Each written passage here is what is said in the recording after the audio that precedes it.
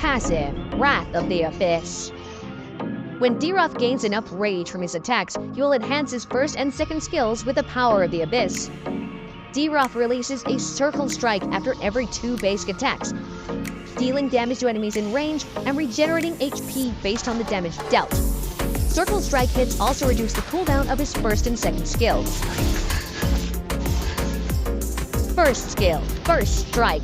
Dyrroth unleashes a Burst Strike in the target direction, dealing physical damage and slowing enemies. The enhanced Burst Strike has a longer range and deals more damage. Its slowing effect is also doubled. Second skill, Spectre Step.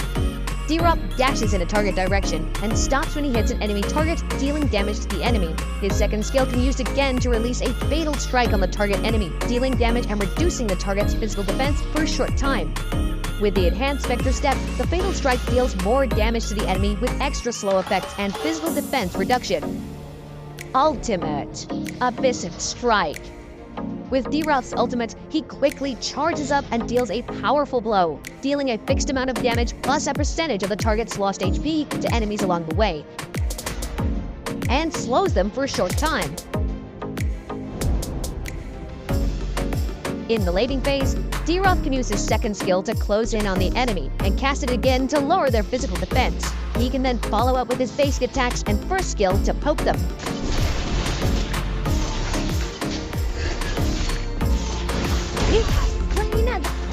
In teamfights, Dyrroth should use his second skill to close the gap with the enemy, then use his basic attacks and first skill to deal damage, and finish off the low HP heroes with his ultimate. Dyrroth has excellent chasing abilities and can deal high melee burst damage with his first and second skills when the rage buff is active. There's a huge difference in burst damage when Dyrroth has the rage buff and when he doesn't.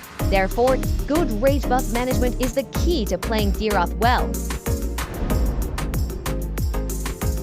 At level 1, we recommend upgrading Dyrroth's first skill. Focus on his first skill and use his second skill as a backup. Dyrroth's first skill deals more damage, which will improve his farming and laning abilities. In the laning phase, Dyrroth should save up his rage before diving the enemy with his enhanced second skill. He can then use the skill's second strike to lower the enemy's defense, allowing him to deal more damage with his follow-up attacks. Dyrroth's ultimate deals extra damage when the target has lost more HP, so it's best to cast it on heroes with lower HP.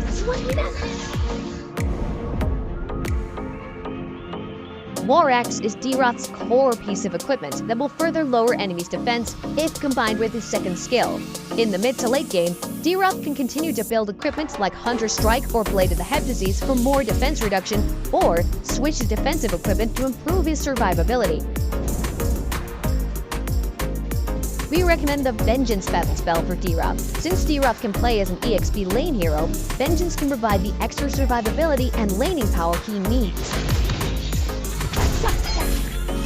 We also recommend the Retribution Battle spell, because Dyrroth's skills also make him a good jungler. Retribution will help him kill the creeps more effectively. Because Dyrroth has good chasing abilities and good melee burst damage, he is strong against heroes with poor mobility, such as Gord and Hanabi. Also because Dyrroth is a melee hero and can only deal damage in close combat. This makes him weak against heroes with slow and kiting abilities, such as Vexana and Beleric.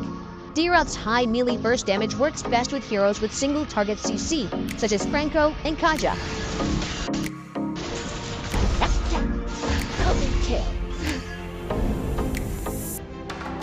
In the early game, Dyrroth should focus on farming and only engage the enemy when his buff is active.